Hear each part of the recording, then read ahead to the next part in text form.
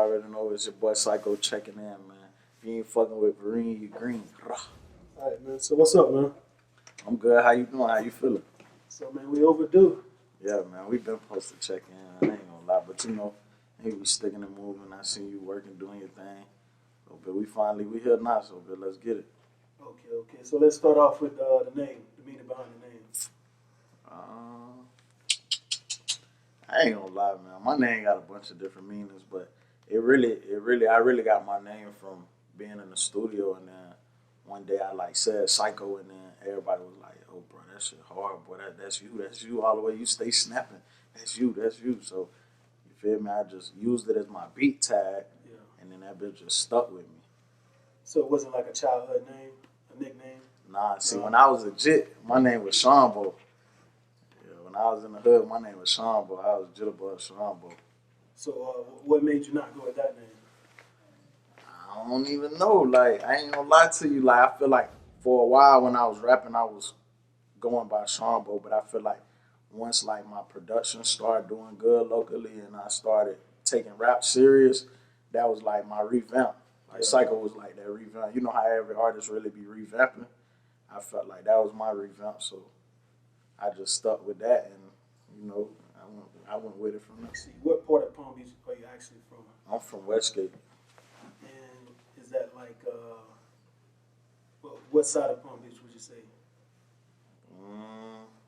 I don't even know. I'm gonna keep it G.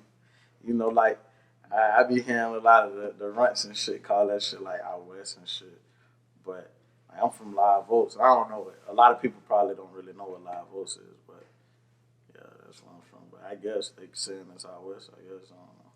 Okay, what was it like growing up in Westgate, would you say? I mean, that shit was crazy. Like in Westgate, it was a lot of different violence. It wasn't like I wouldn't say like no gang beef or nothing, but you had like different people from all over really was living in Live Oaks and shit like that. Like niggas from different hoods and shit was moving out there. But really growing up, I seen niggas getting money. Like that was my little section really consisted of it, get money. So like growing up, all I wanted to do was get money. Like I'm like, okay, bet. But all the older niggas, that's all they doing, cause that's all I hung around. Yeah. I ain't hang around niggas my age, and cause them niggas was doing jitterbug shit. Like I wanted to get some money. So like that shit was just like that, you know, just a bunch of niggas just getting money. I ain't gonna lie to you. That's all. That's how I feel like I grew up. I grew up around getting money. That's it. Yeah.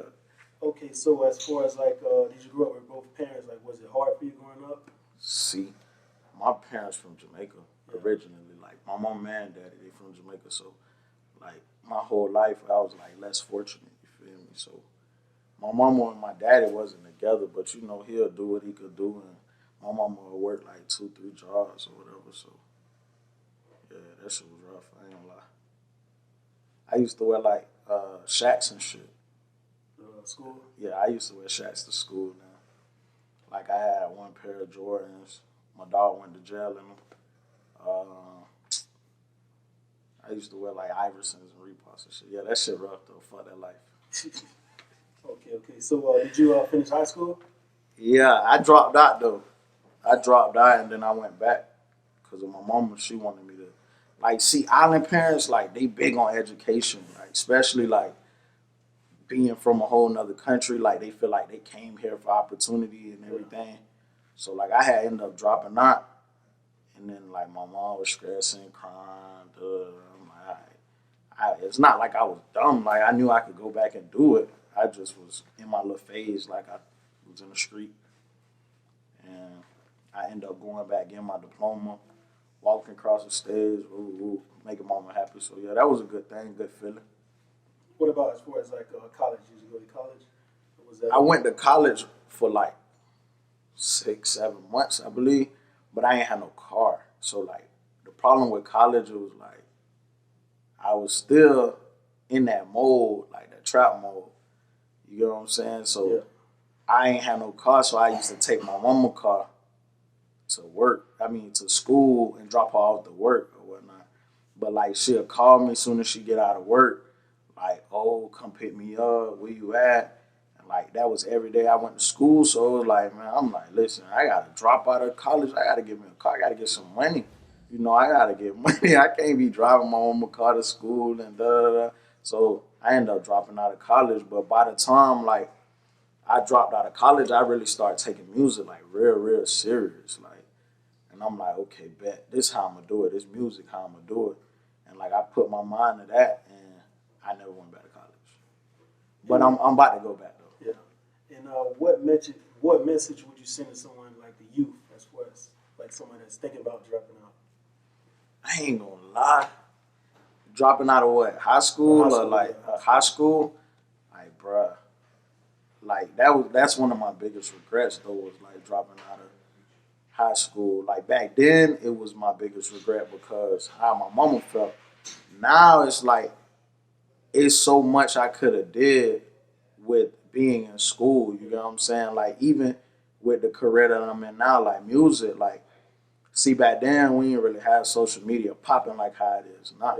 So it's like kids that's going to school, not like, for example, like want to be rappers or want to be realtors, like you could build that social media platform right now with being in school, mingling and whoop the whoop, and you just want to have that education under your belt too. So like I be telling everybody that I meet and bump into that look up to me, like, bruh, the best bet is to stay in school. Like I understand like what the streets look like.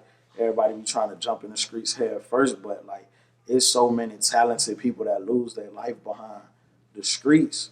And, you know, most of them, you know, that been that jumped head first into the streets. And it's like it's so many different examples you could go by to show why, you know, dropping out and choosing the streets ain't it. So I be really giving it to them raw, like exactly what it is. I don't sugarcoat it. I don't cut no corners. I don't want to be in jail. Ain't nothing but men in jail. Like, ain't nothing for me. You know what I'm saying? So I be keeping it real. Like, so as far as not dropping out, bro, I tell them exactly what it is, bro. Ain't nothing in the streets, bro. So what was it like growing up as a Jamaican? Growing up as a Jamaican, it was like, it's real fun, but at the same time, it gave me, I have a lot of morals, you know what I'm saying? The way I think about things, the way I move, you know, I feel like a lot of people, like, I wouldn't say people, but me being in America, you know, it shows me like the American society thinks a lot different from the Jamaican society. Like we have a lot of different views, you know what I'm saying, on how we should, you know, deal with people, how we should treat people. And I feel as if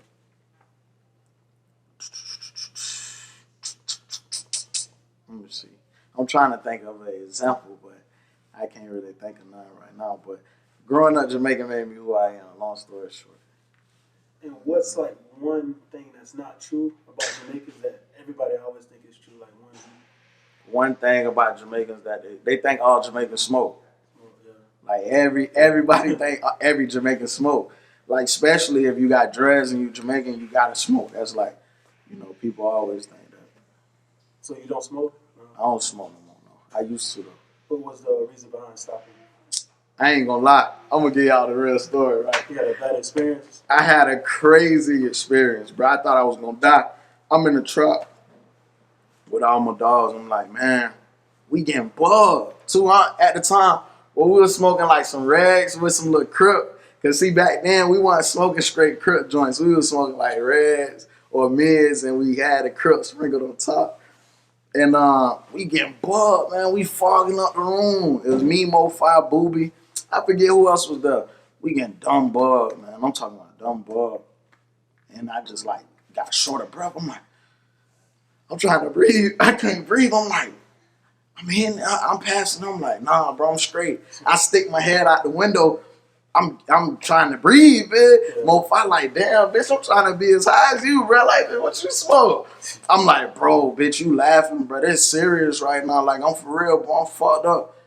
So I run in the bathroom, bitch. Butt ass naked. I hop in the shower, bitch. Bro, it feel like I'm floating. I'm so zooted.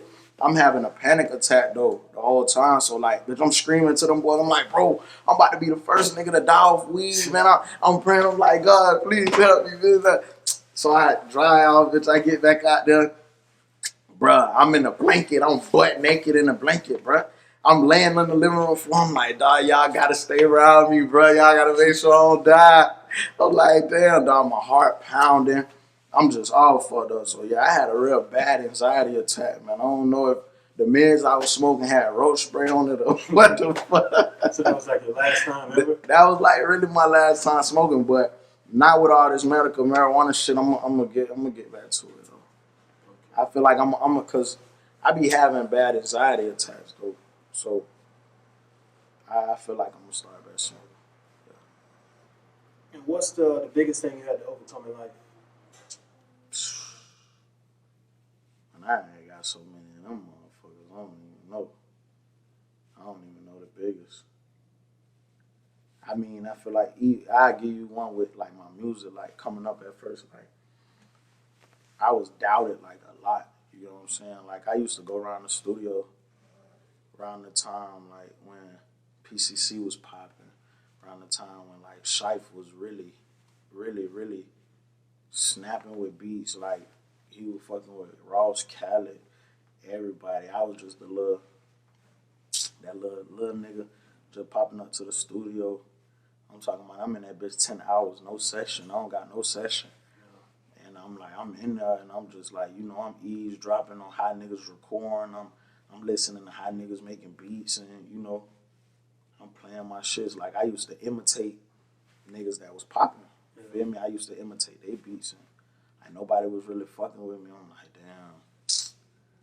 I'm telling them boy, I'm like, damn. But I'm telling my homeboys, I'm like, damn, boy. Bitch, I love this shit. Like, bitch, we gonna do this shit, but bitch, ain't nobody really fucking with me. So like I feel like I had to like get in my own bag, get in my own lane and like really go hard to become what I'm becoming now. You know what I'm saying? And I felt like at that time it was discouraging. Like I was like, man, I'm about to quit this shit. Ain't nobody fucking with me. I used to play my beats for niggas and shit and be like, ah. Was it like people around you? Or was it? It was really, it wasn't really people that was around me, but it was people like that was hot and that was on the scene. Yeah. You feel me? People at the time I felt like I needed them to be, you know, I like, cause a lot of people be like, even people now probably feel like, oh yeah, damn, I gotta fuck with Cyko or whatever. A lot of people probably don't even know how to get in contact with me or probably like automatically be like, oh well, he doing his thing. I don't want to seem like a dick rider. That nigga might be Hollywood. You know, people be coming up with their own shit in their mind. You feel me? And I felt like that at the time. I was like, damn, I gotta fuck with A, B, and C in order to like be great. You feel me? So not being able to fuck with them, it kind of like made me discouraged. But then I snapped and I'm like, bitch, I gotta go harder. And like I be telling everybody, like, you gotta understand, people not just gonna fuck with you because you be like, yo, I'm fire. You gotta give a motherfucker the reason to fuck with you. Like that's my when people be like, bro, what's your advice on upcoming artists? Da, da, da. I'm fire, bro, and this ain't going right. I be like, bro, you gotta give a nigga a reason to want to fuck with you. Like, you know what I'm saying? That be what it be. Once I figured that out in my head and I started going hard, like the tables turned. Like everybody who I wanted features from, it was like, oh yeah, bitch, I want a feature. It was like, yo, it wasn't no. A nigga told me back in the day, bro. A nigga told me like $2,000 for a feature. Bitch, I ain't had $600. You feel me? I'm like, damn, bitch. But I didn't understand at the time. You know what I'm saying? And then as I started doing my shit, kicking my shit, going hard, that $2,000 feature turned into a free one. You know what I'm saying? Yeah.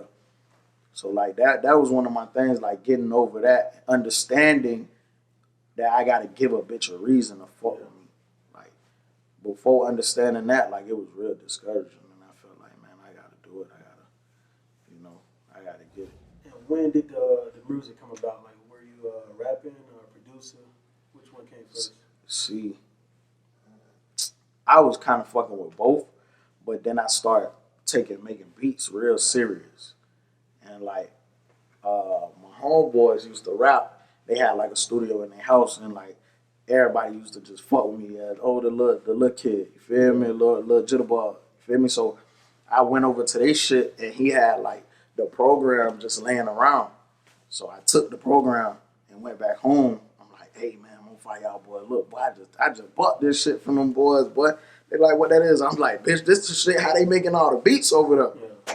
I plug that shit up. I start fucking around with that shit. Them boys like, yeah, what you fire, bro. They cap. Them niggas are straight flawed liars. They like, yeah, bro, you fire, boy. They boosted me up, but shit, that's what a nigga needed because I took that bitch and I ran with it. So boom, bitch, I started making beats. I'm like, okay, bet. Now I'm rapping on it. You feel me? Me and my homeboys, we rapping on it. We was a little group and we rapping on the beats and shit. And now I'm like, okay, bitch, bad, bitch, I'm about to start dropping, bitch. I'm about to drop on my own shit.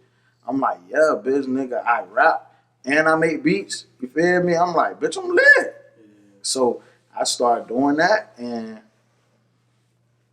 bitch, it was a rap ever since then. But like at first, like I was taking the production way more serious than the rap.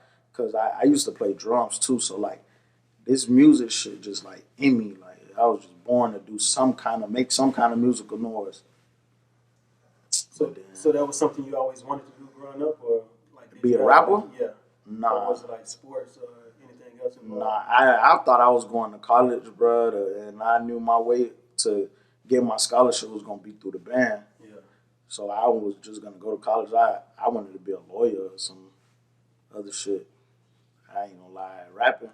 Rapping is just something that happened along the way of being a producer. Yeah. You know what I'm saying? So yeah, that's what that was about. And what makes you different from other artists in Palm Beach County, would you say? I mean,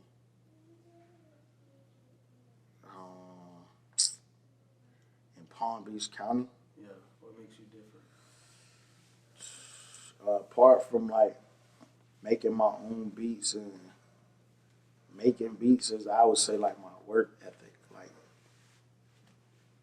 I haven't met too many people in general, not even just in my city. I ain't met too many artists that push out the amount of records that I do. Yeah. Like this year alone, I probably recorded 300 records, like 300 songs. Feel me? And I also songwrite. So like that just be the thing. Like my work ethic is crazy. Like that, dog. I ain't gonna lie. Jayo was a nigga that like I met through music that like was really going crazy as far as like content.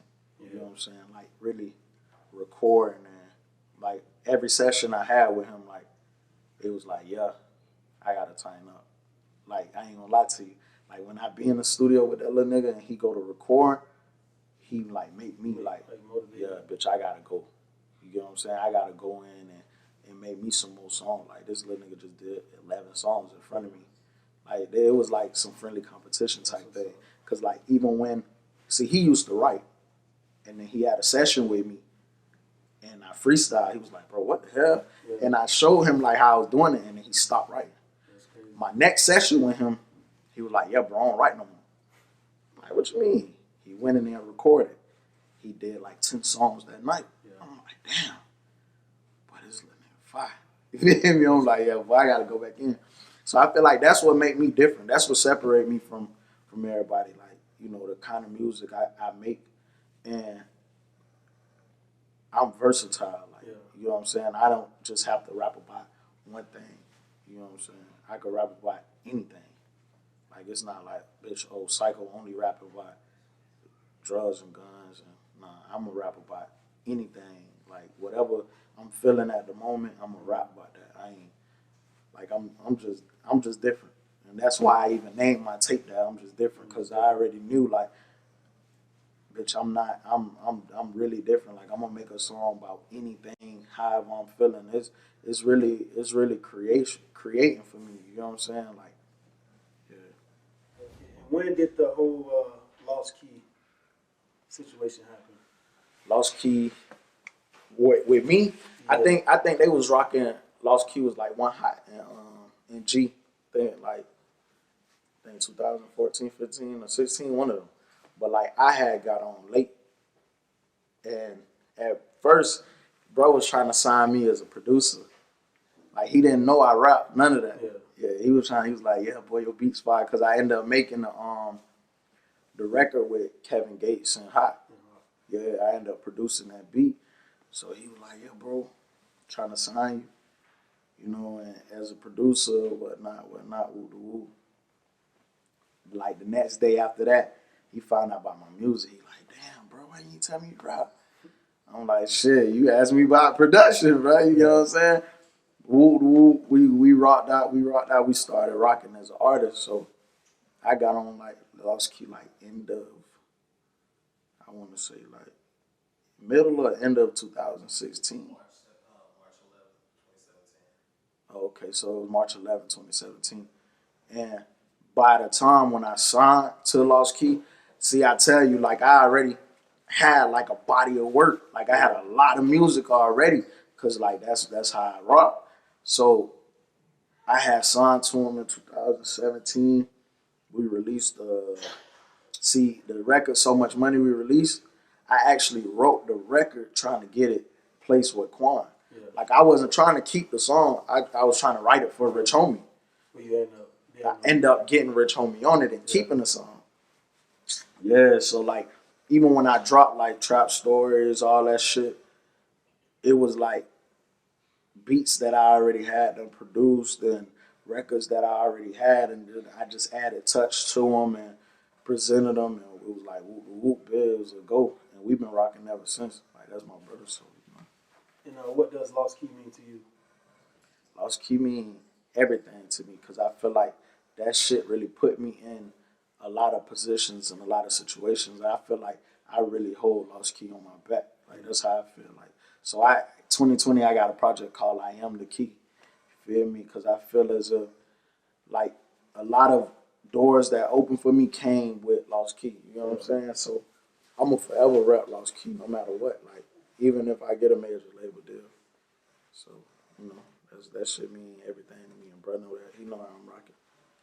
Okay, so is there any other artists you guys are looking at in the city?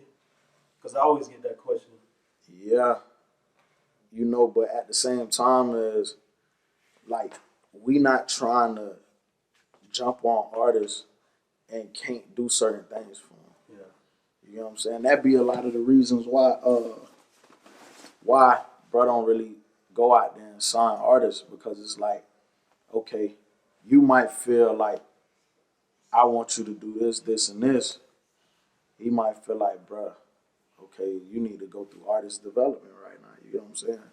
It's a lot of things that artists don't know. So it's like, bro, want to make sure when he crank, it's like, yeah, okay, bet.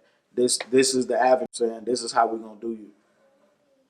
So really, I just be like really looking at producers and shit though. And Beto, when did you meet Beto?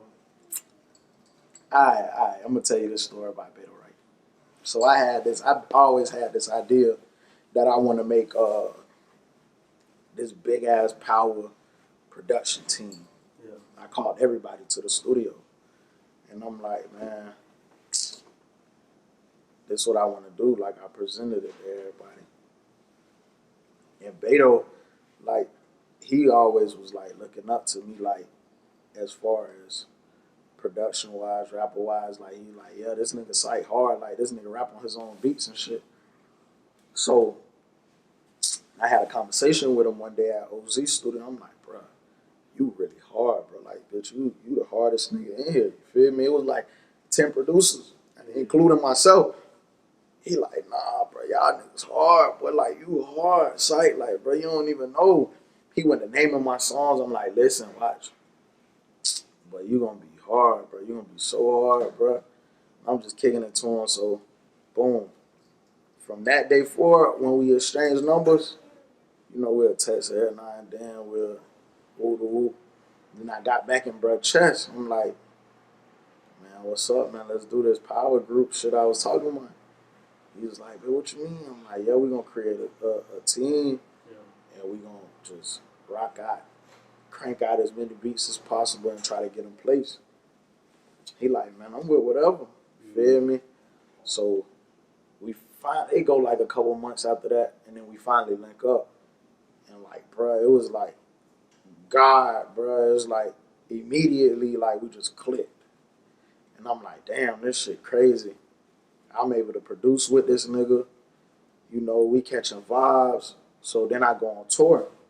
I bring bro with me on tour. We making beats and shit on tour. You know, he fucking around, he rapping. See, Beto rap. Yeah. You get what I'm saying? But like, bro, really, my bad. His focus really on production, but he pressure, he fine. And we on tour, we coming up with all these plans, how we gonna do this and do that. And I fucked around and was like, on the song, like, my nigga Beto with me, dead fresh. Like, it just stuck. And like, bitch, that's my little brother, so, you know, that's just what it is. So the '90s, so that around that time that when like the old '90s movement came in. Yeah, the 90s came about not in the beginning of, it wasn't called the 90s. We ain't had no name at first. You know what I'm saying? We was just rocking. The 90s came about because, like, at the time, I was screaming, like, 92 Baby a lot. And I'm like, damn, bitch, what name we gonna come up with? What we gonna call ourselves? We start thinking about all the production groups that was pressure and fight. We're like, okay, they got this name, they got that name. I'm like, damn, what we gonna call ourselves? And bro born in the 90s, I'm born in the 90s. I'm like, damn, we gotta come up with a name. I don't remember who came up with the name. Was it him or whatnot? But we all agreed on making it the 90s, and then we just rocked out from there. My son did the tag, and we just was rocking out from there. And who are some of the artists y'all placement with? Kodak, Gates, City Girls. I done a song written for City Girls and everything. Dirk. Dirk got a song called Homie Bitch. We made the beat. It's Dirk, Lil Yachty, and Quavo on it. There's a bunch of motherfuckers. Locally, Jayo. It's too many. We just be cranking. I ain't gonna even lie. We just really be rocking. Jayo Sama, when did you meet Jayo? I knew about bruh before he had got locked up. We weren't really doing nothing. We ain't never meet each other. But, you know, his name was ringing bells and my name was ringing bells. So, like, when he was locked up, I'm like, damn, this is a nigga hard. Like, bitch, I had DM'd his page. I'm like, yo, when bruh called, three-way me. Yeah. They was like, all right, I'm going to tell him. I ain't never get no call, though, you feel me? So, he get out, and I'm at like, bitch, you know, I'm fucking with bro, you feel me? I'm like, man, the shit I've been hearing, bro, hard, bro. And everywhere I go, bitch, somebody telling me about jail. So when he come home, bitch, I get in the yo with him. He like, yeah, bitch, I've been hearing about you too, your shit hard. I've been fucking with you. I'm like, yeah, bitch, likewise. And I'm telling him, like, bro, everywhere I went, bro, like, bitch, I go to New York. I go to meet them folks. Yeah. Like, but they asking me about you, you feel me? I'm letting them know straight up. But I'm like, bro, just stay focused, boy. You it right now, you feel me? He like, bitch, likewise, you feel me? Bitch, you got the sound, bitch, you gonna do what it do.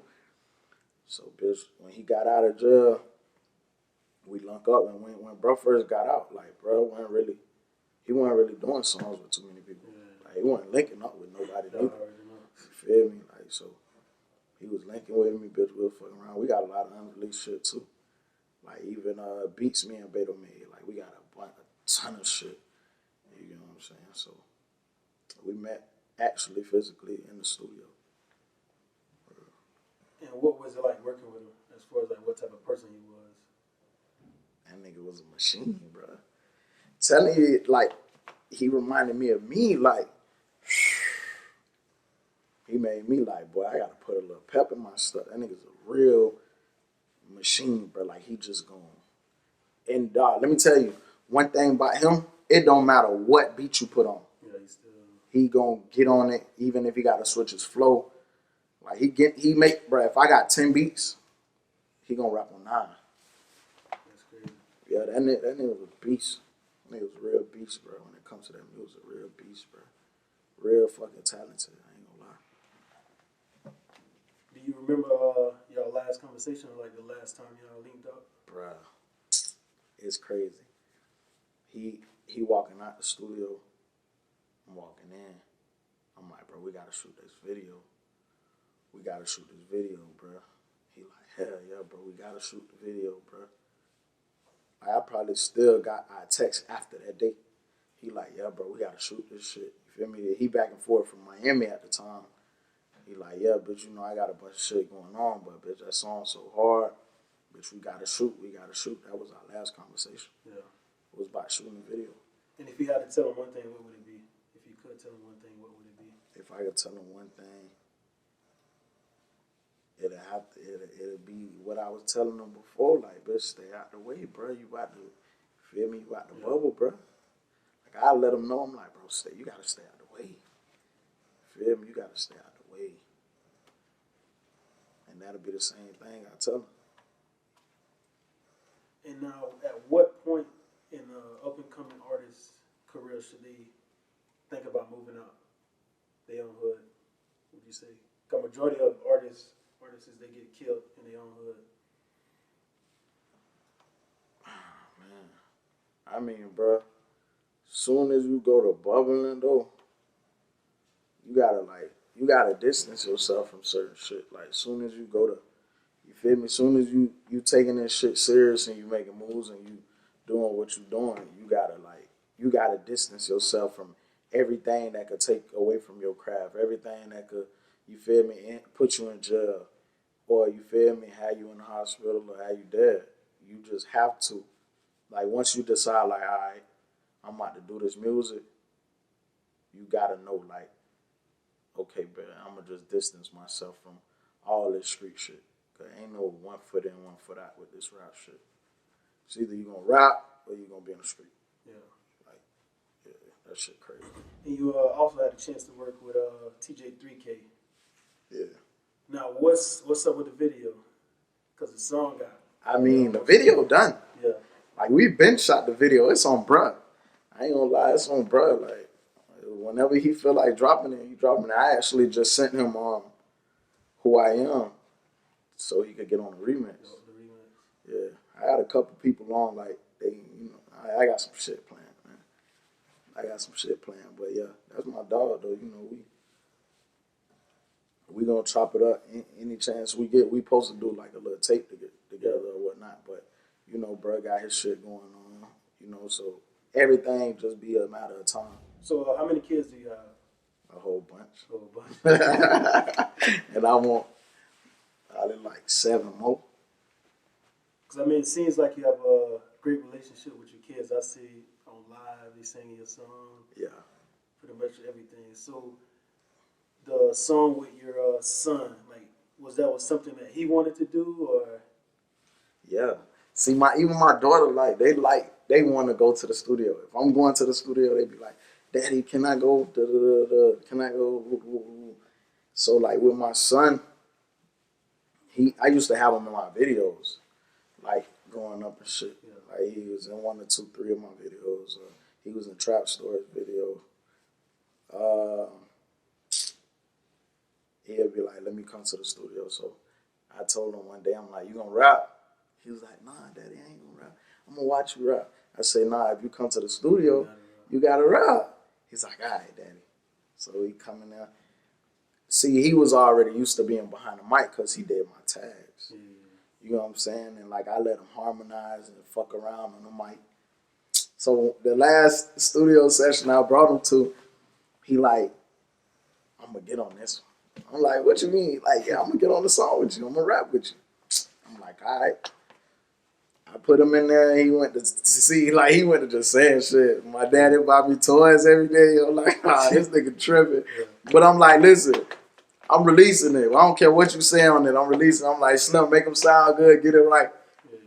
And, like, I guided him through it and he crunk up and, yeah. So, do you think he'll follow in your footsteps as far as, like, the music? Yeah, I think so. Because he really loved that shit. Like,